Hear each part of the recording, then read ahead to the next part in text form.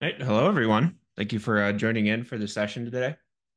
Just for some quick housekeeping, this is going to be recorded, so we'll be able to send this out to anybody afterwards, and that'll go along if you're not able to attend the whole session as well. We will be taking questions if you want to use the Q&A function. We'll pause kind of at the midway point and at the end as well to go over those. Um, we'll go ahead and get started here. So for a quick introduction, we're going to be talking about how Kandji leverages Satori to enable just-in-time access for their data usage. We'll start off with Laura here from Kandji. She'll introduce herself and go over a little bit about their business and kind of how they're working to be a data-driven organization. And then we'll finish it up as well to a general overview of how Satori works and where we fit in the marketplace. So with that, Laura, if you want to go ahead and introduce yourself. Yeah, hi. I'm Laura Peasley. I'm the Director of Data Engineering at Kandji. So I lead data engineering and data science at Kandji. In a past life, I ran my own company doing government services. And my experience is primarily within data engineering, data security, and big data in general. And then just, for legal purposes, the information contained herein is not representative of Kandji's position or opinion. So now that that's out of the way, I'll pass it back to you. Taylor. So my name is Eric Sheffley. I'm account executive here at Satori. I've been here about 2 years, so I was one of the original of the sales team here. Prior to my time at Satori, I was involved for about the last 10 years in data governance, data security efforts. So a lot of familiarity with the space and helping organizations get more value out of their investments in data. We are, as an organization, closely aligned with a lot of our partners in the space, the main ones being, of course, AWS, Azure, and Snowflake. Satori, as you'll see, is really focused on enabling fast, secure usage of data. And I will give some introduction to the space we're in, which is a little bit of category creation around data security platforms, with the key focus on automating access, security, and privacy. Okay. So we'll start off with what is Kanji for those of you not familiar, and then kind of go into how Kanji uses their data warehouse, and then kind of the self-service data access pieces that we will build with Satori, and then just how it secures and streamlines all the different access patterns that we have. Okay, so what is Kanji? Kanji is the Apple device management and security platform. All we deal with is Apple devices specifically. And so what that means is that all of the Mac admins that have to go and their job is to configure devices for people, for brand new people who start at the company. So for example, I'm a designer and I work out somewhere remotely or it's hard to get to. They can actually load up the proper blueprint. They're like, oh, this is a designer at this level. And then all of their applications, all their configurations, everything is already done for them when they get their laptop. It's just really very seamless. So we also do like automated patch management for patches to be pushed out, OS updates, kind of like a seamless SSO experience. So depending on what SSO provider you use, we can integrate with that and have everything log in with your SSO preferred SSO. We also do migration agent. So like one of our big competitors is Jamf. And if you want to switch from Jamf to us, we have a migration agent that we put there, and it actually will do all the work to like convert everything from Jamf speak to Kanji for you without having to think through it. And usually migration is one of the hardest things when you decide to make a switch. We also do pre-built compliance controls. So like if you're working toward a compliance audit, you can make sure that all of your devices are in the proper security blueprints to make sure that they're configured correctly to pass audit. So anyway, and then so we also do have our endpoint detection and response product, which is relatively new. That does real-time scanning and monitoring of your system to figure out if there's any malware or any threats. We do threat event analysis. We also have an agent that will automatically kill processes and quarantine files, depending on how you configure it. And then we also have a quarantine release process. So say, for example, you have World of Warcraft installed on your machine, and we say like, oh, there's a possibility for it to, install malware on your machine, but you're like, it's worth the risk in my particular case. You can put it out of quarantine and release it yourself. So we kind of have tools in the process there for Mac admins to do what they want with things. We also do allow unblocking by hash or file path. So for example, if you want to allow World of Warcraft, you can put it in and say allow, and then we always would respect whatever the customer wants to allow or block. and our opinions are secondary to that. And then we also do Apple-focused threat research. So we have a group of threat researchers that are experts in the domain that will go through and see if there are any novel threats or things that haven't been seen before. And that's when they'd actually use their expertise and reverse engineer and come up with like brand new emerging threats in the space, in the Apple space. So that's generally what we do. And so Kandji really is all about data. So we have a lot of very sensitive data, as you can probably tell from, having device configurations and having different threat data come in. And so we have a couple different ways that data comes into us, and we want to be able to kind of get rid of silos and put it into one singular place. And we use Snowflake for that. We can take event streams off of our threat feed stuff. We also have US and EU data from our different customers in different regions. And we also have different business apps that we use just for day-to-day things like, your CRM, your marketing apps, your revenue apps, all different pieces of our business that we want to kind of monitor and put together into one lens. We kind of put everything into Snowflake for analytics there. Yeah, so that kind of encompasses how we have all of this great stuff and we actually have it coming all to one place in order to query it and kind of learn more things about our business. So what is our data warehouse used for? Some really cool things that we're doing. We have an ML operations set up using Snowflake and Snowpark and dbt. It's super cool if you want to check it out. There's a repo right there listed. dbt Labs hosts it. But it's a very cool, innovative way to run, basically run ML models on top of Snowflake. So it was good for us considering that we didn't have to, invest in separate architecture. It works actually pretty well. And then we also do KPI and OKR generation and monitoring. That really is a cornerstone of being able to like improve the business and measure where we're at any given point. And we have a couple different domains that we like to do that in. For the product, it's really important that we know that our threat detection works. So every time we roll out a new set of rules, we want to be able to kind of monitor that closely and make sure that we're catching what we're catching and we don't have a lot of false positives because that's really a terrible thing in the threat world. If you bombard people with false positives, you lose trust. So really, that's one big OKR that we use that, helps build trust with our customers. And then also just feature adoption metrics. Like when we release something, we really want to know, like, did that have the intended consequence? Did that make people's lives better? Are they able to do the things that they couldn't do before? And sometimes just because people are using it doesn't mean they're very much invested in it. So there's a lot of different, metrics you can throw in there to kind of like reinforce that and build the story and kind of understand where people are coming from. Also just engineering, how we're doing engineering, how squads are doing, how they're feeling. I mean, you can kind of bring a whole bunch of things together to get a good idea of where we're at and where we want to go. And then also revenue forecasting is really important too. We want to be able to kind of see where we're at, see where we're going to go, and kind of grab data from different pieces of our business apps and kind of put that together so we have a good idea. And then beyond all that, really, we just want to like at the core of it, we want to have self-service for internal analytics. So beyond the things that, I think are cool or someone else thinks are cool, it's really great that we can allow anyone who has a question about something to kind of dig in themselves and get an answer. So that was super important to the way we built out the data warehouse because it really is not so much for us, but it's really to create a tool where people can self-serve.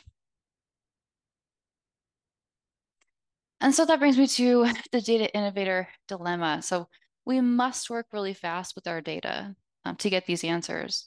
But that data is really intertwined with a lot of sensitive data. And then we need a scalable way to enforce governance and security despite wanting to work really fast. I know any other data engineer will be very familiar with working with legal and just in security and just trying to make sure that you're doing things in the correct way. And we just really want our analysts in like different organizations to be able to create their own analytics without, relying heavily on a data team. A lot of data teams get stuck in the trap of, having to field every single request because they never have the time or capacity to work toward getting something in a self-service state. So there's kind of, overwhelm with tickets, and then that really restricts the amount of analytics you can do as an organization if you can't, you know, put pieces in order to work towards self-service. And the governance thing is a huge, huge blocker, and definitely it's the issue. So how did we fix this? Basically, we use Satori on our data stack, and it relieved that dilemma. I can kind of show you now on the right. We have Satori there, and you can see it's a layer between Snowsight and Snowflake, because it kind of acts as a proxy. And the nice part about that is that, you know, any particular person can go in and query something and say they don't have access to view PII, which is a very sensible thing to block. It'll actually come back and take those pieces of PII out of it, but she'll still show someone the result. So a lot of times, the fear is that someone writes a query, there's an error, and they think, oh, something's wrong with your system. And that leads to more tickets and trouble tickets with the data engineering team that we don't want. So it's a really great way to start doing data masking for everyone. And so a couple things that we did when we got Satori is we, use our SSO directory, and we synced it in. And so how we are organizing groups already within our organization was immediately mapped into Satori. And that was a really sensible way for us to start granting people access because we knew the structure of our organization. We didn't want to have to recreate a different structure in a security tool that didn't really reflect reality. And then we also have SCIM integration, so that moved everything over for us for our identity groups, which is great. And so now we can just log in with our SSO, and everything is very much mapped to how we do things as an organization. And then we're also able to provide our staff with secure access to query the data with very minimal setup. I'll go through some of the setup steps later on, but it really was very simple considering we had that baseline of we already had people in groups that we kind of understood their business goals and objectives. And so we kind of need to organize. So this is kind of that step I was talking about, is that, within your organization, you probably have big segments of data that one person usually works with and other people don't. So for example, our EDR stuff, we usually have, our EDR engineers are the ones that are in that. Our MDM engineers are mostly working on that side of the house. And then revenue, that they're mostly working on their own data sets and their own data ownership. And so what we were able to do is kind of create, these particular warehouses. So each of the warehouses include, streaming and relational databases. I'm not talking about one particular database. I'm talking about having a whole warehouse dedicated to one business entity within our company. And then each of these data sets can include, multiple tables and schemas. And then really what we want to do is you can set data owners for each piece. So if someone wants access to some MDM data, I'm not going to ask someone from the EDR side. And so it was kind of really easy to create that up.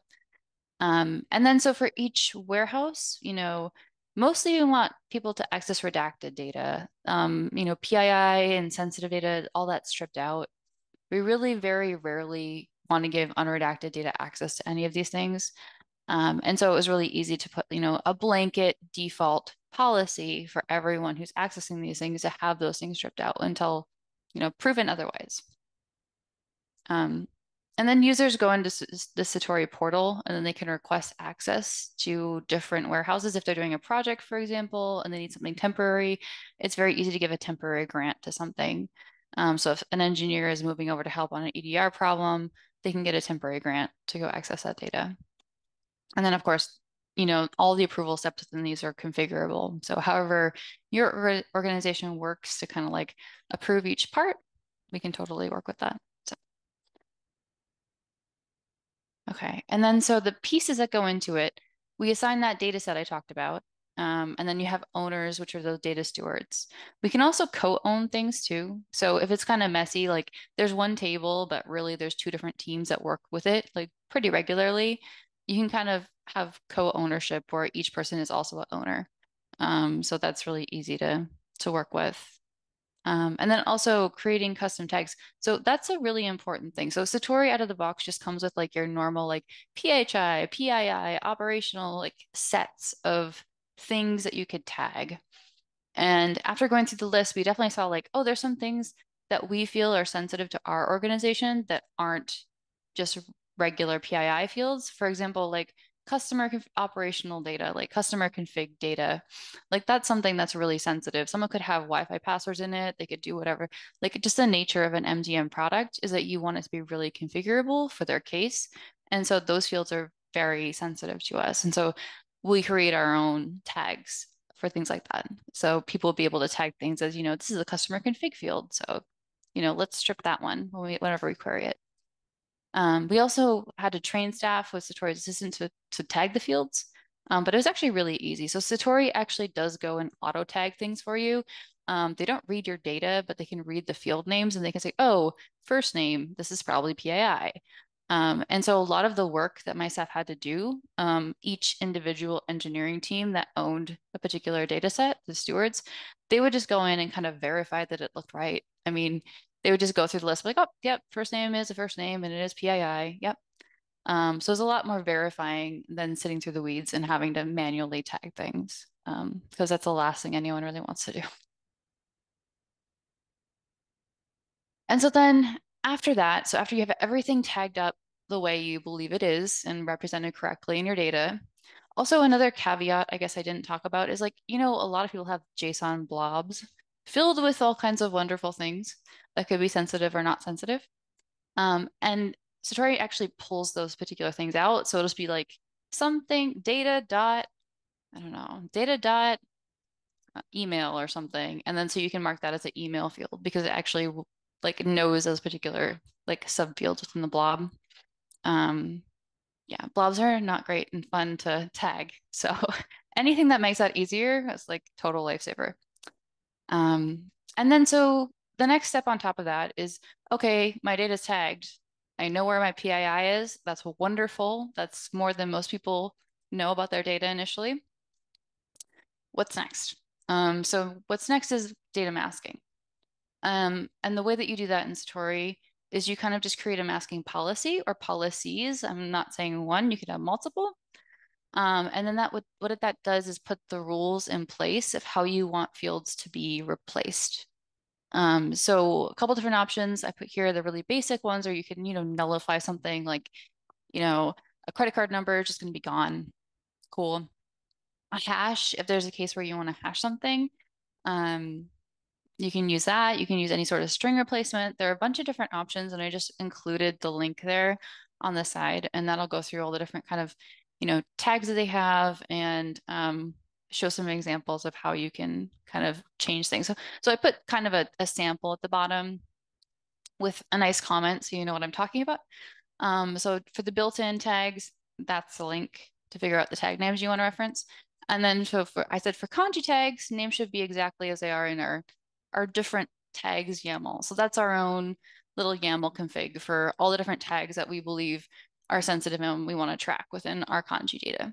So, and then the two examples kind of show two different ways to do things. So the first one is, you do C12N operational. That means it's like the operational category of tags. And then you say password, and that's one particular field. And I'm saying I just want to hash it, and that's the action I'm going to take on that one. Of course, be careful with hashing. There are a lot of hackers out there that can, reverse engineer hashes. Just saying. But I'm sure, this isn't the best example. It's just kind of showing what can be done. And the other one is just, C12N PII, and that's a category of stuff. So that's probably like 13 or 15 different tags. And and I'm like, for all those, let's just nullify them. So it's easier to read this way within our config. And I really try to avoid using individual field names unless I know I'm doing something very different for that particular field for a particular case.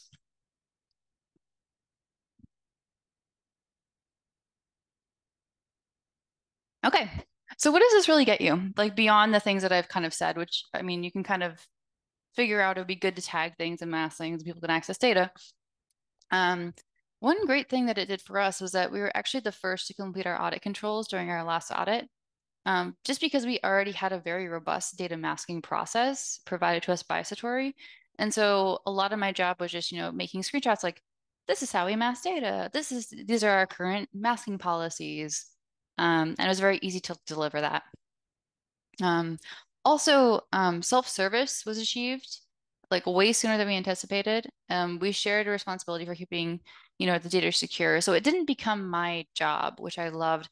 And I was able to assign data stewards and have them go in and them tag the data and kind of work with it. And so it was really easy for me. It didn't just fall on the data team to do all that tagging work and everything, especially with the automation and Story being able to guess what most tags were. It really made it a very simple process. And then also just, peace of mind that now our staff can like freely query against our data. And we know that our identity provider groups map. And so we don't have to like go into Satori and change when people move across the organization or change their jobs. Everything is already in our identity provider groups. And so those change with our identity provider groups that change. So it's super easy to not have two things to manage and update. More because there are more wins. Um, it was really easy to configure it. So the example I gave you, we use Terraform because a lot of our deployments are in Kubernetes, just because we want everything to be in CI/CD and controlled and maintained. And so when you saw my tags, my policies, even my data sets, they're all templated, put into CI/CD, and every change is like controlled by change management, which we really like. So single one-off UI changes don't happen that are harder to track for us. And then Satori doesn't store your data. And that was something that was really important to us too, because every time I have to go buy a new security product, I have to sit there and fill out a form that says, are they storing your data? How long are they storing your data? Where are they storing your data?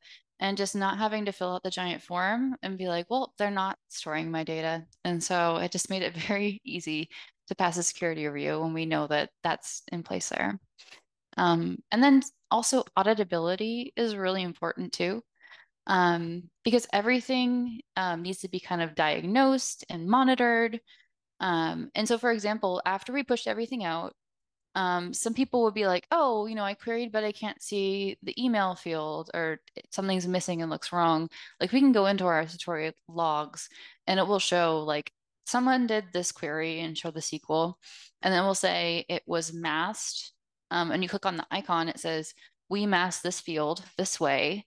And then you can actually click and it will show you because of this security policy. So if you have multiple masking policies, you can like narrow it down. If it gets kind of crazy and unmanageable, you can figure out like which policy is blocking this. And maybe I do want to change it, but maybe it's exactly what I plan to do and how I wanted to mask it from this person. And then, so the resulting de-identified data also becomes really accessible for research. Um, I know whenever you're doing deals, where you're dealing with data, or you're trying to do some research with data, or you're just working with legal to try to figure out like what can we do? How can we like kind of answer this question, but not, include any of our customer data or anything that's like personally identifiable. It becomes a really easy way to kind of create these policies and kind of churn out that data so you can use it in a reasonable way and have a high confidence that you've stripped PII. Of course, there's no 100% stripping PII scenario. I mean, you could always have a picture of a credit card.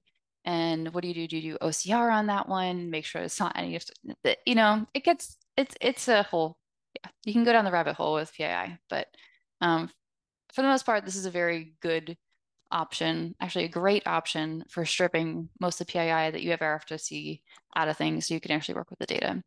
And also, we don't have any more super admins. I know that, like, in the beginning of a company, people start out like, oh, I just have access to everything. And, I'm technically an MDM dev, but, I have access to all the things because I work on this sometimes. And so it really cuts down on any need for having a super admin at all. Even for ourselves as data engineers, we like to have access to a lot of things because it makes our jobs easier, but we really don't give ourselves access to unredacted data. And in the few cases where we have to do that, we actually can put in a request for ourselves and we have someone else, accept it. So yeah, this really does safeguard the data. And it doesn't keep me up at night anymore that someone's running a weird query, scraping people's personal information because I know it's very, very, very unlikely at this point. So very happy. That's the end of Awesome. my section. Um, I guess if you have questions or anything, you can ask them now. I guess we'll take a pause and then I can pass over to Eric. Awesome. Yeah, that was great, Laura. I really love the kanji story because you've taken these two concepts that I think keep a lot of people up at night, which is the principle of least privilege when it comes to who should be able to access sensitive data, but also this difficult to achieve idea of self-service access, right? Where people can actually go and get that access pretty easily and quickly. And you've accomplished both of those. I think it's a really awesome story, and it's one of my favorite to tell and look at. So if we have no questions, I'll go in and kind of round this out with some introduction, some more further detail on kind of what Satori is doing and some of the research we've been able to gather within this kind of content creation or category creation of data security platforms. And what I want to start off with is a story of an experiment we were able to run this year. Satori, we decided that anytime as a company we travel for any field events, if we go visit our customers, what we want to do is use our time there to connect some of the local data leaders and executives working with data and them together so we can ask some questions around kind of what's top of mind for them and what are they working on. And a big question that we brought up a lot is, how do you measure in your data team what success looks like? A lot of people have a good idea of what does it look like for the business to have success with data, right? They're able to make fast and accurate decisions. They have a quicker time to insight. But when you kind of dig into that, that's almost a lagging indicator for the work that a lot of your data teams are doing. So we need a way to better measure, okay, how do we know that specific investments in data are paying off, or which ones are more productive than others. And what a lot of people ended up kind of landing on and kind of really taking a deeper look at is, okay, how do we enable better data usage within the organization, right? And you can kind of think of that as a KPI that's measured by, how many users are accessing data, how many use cases are we supporting in that, and what is the effectiveness of that behavior. And it's really obvious from a high level, I think, for at least my entire career, companies have been trying to define themselves as data-driven organizations, and it's kind of easy to understand what does that look like, right? It means that everybody in the organization is a data consumer. In order for that to happen, data needs to be easy to discover and it needs to be easy to access. And of course, security can't be neglected, but it needs to be an enabler for the data business. It can't be additional hurdles that are going to prevent people from making those insights quickly and with kind of a holistic view of their data. But while that's quite easy to understand at a high level, when you start talking to people that are actually working with data and supporting these environments, it's not the reality for them. What we see is that in most businesses, there is at least three different teams that are involved in, users getting access to data. And what that looks like is typically there's a technology or data team that's responsible for the administration of users and managing groups and roles on the database level. There's a compliance team that is involved in making sure anywhere where there is regulated sensitive data that is being properly managed, stored, accessed, it's not being exposed. And there's also the security team that's making sure, hey, are we at risk for a data breach? What is our risk level and what's an acceptable level of risk? And having three teams involved in any process is going to add steps. But what kind of makes this more disastrous for a lot of businesses is there's not usually a tight level of collaboration between that. Usually we see a lot of organizations, the data team is doing their best effort, and the security team is maybe focused more on the traditional view of, endpoints, user devices, and they're all trying to accomplish the same goal and trying to better work together. So as a result, without having kind of a good strategy in place to combine those efforts, a lot of data teams are end up having to choose kind of this classic choice of security versus productivity, right? You see some organizations that say, look, data is our business. We need to get access to data. So as a result, we need to carry a larger amount of risk, make sure people have access to the relevant data, and then try our best to make sure that that doesn't result in, of course, a data breach or loss of business. And then on the other end, you have organizations say, look, a data breach, a compliance fine, it would be so disruptive for our business. We need to be heavily restrictive on how people access and use data. As a result, there's a lot of money that gets spent into continuously following up on every new technology needs to be deeply evaluated. Every new process needs to follow these additional steps. And it slows down the ability to build new data products, bring on new technologies, quickly make decisions. So what a lot of companies have been trying to do for the last couple of years is, okay, to walk that middle ground, we need to really establish what is, scaling, secure, governed usage of data.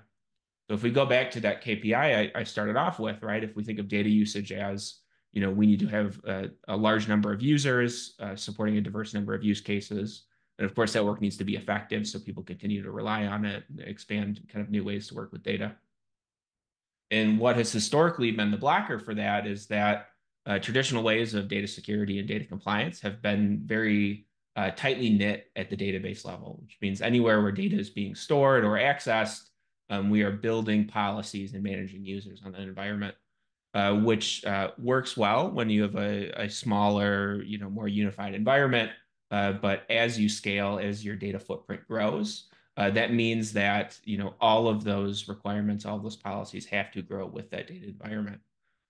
What we're seeing with the introduction of data security platforms is, hey, if we can actually decouple the data and the policy level, then we can grow our data footprint and continue to manage that policy in a single location that is going to be expanded to those growing environments and new technologies that are being introduced.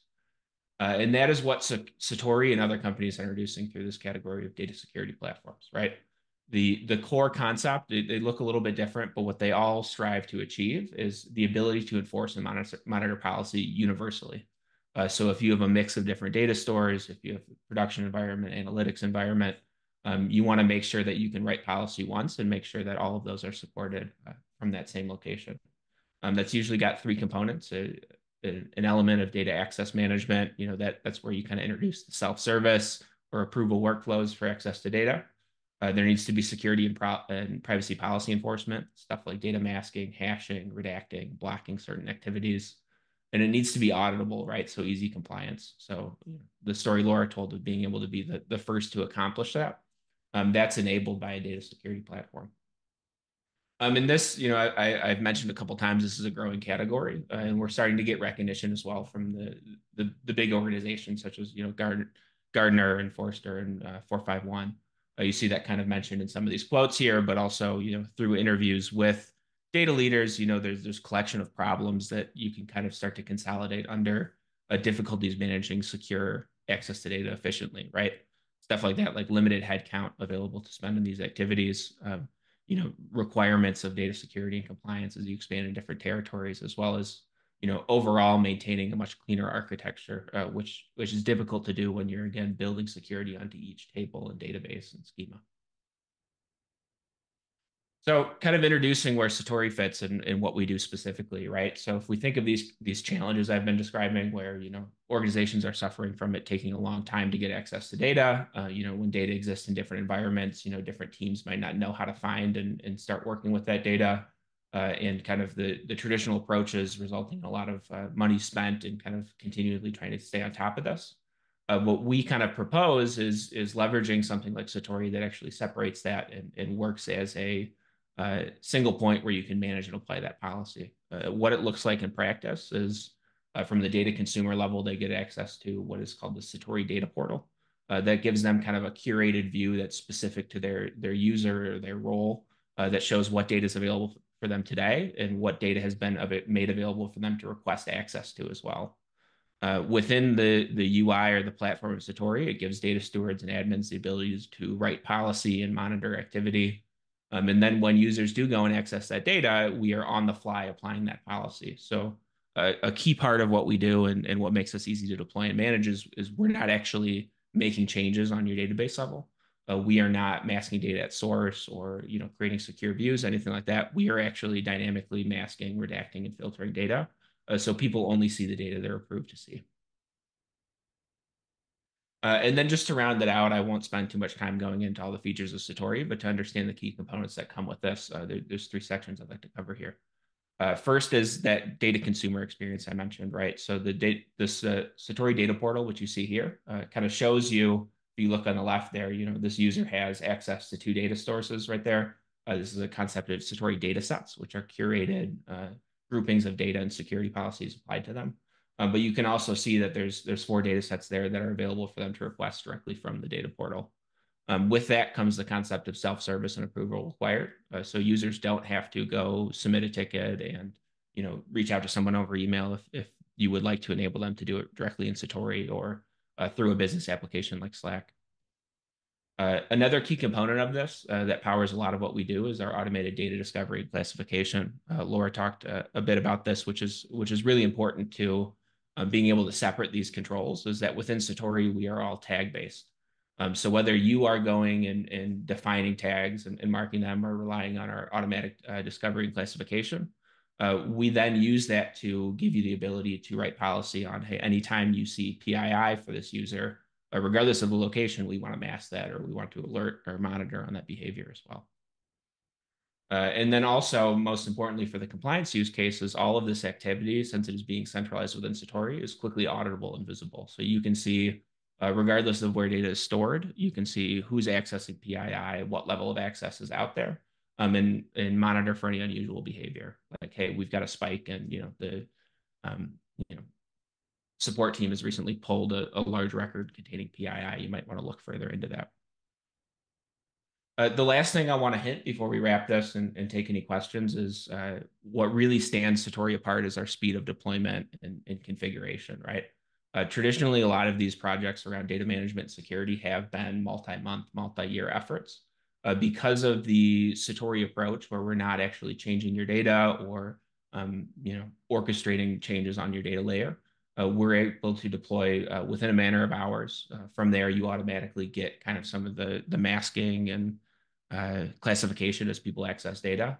And then you're able to quickly roll out policies to different groups. So we're typically talking a matter of weeks and maybe 3 months to get fully deployed in most instances. So with that, I would say if you're interested in seeing a demo of Satori or you'd just like to learn more, we do have some great resources on our website. We're able to provide a test drive experience if you want to try it out for yourself, use some of our sample data stores or connect some of your test environments.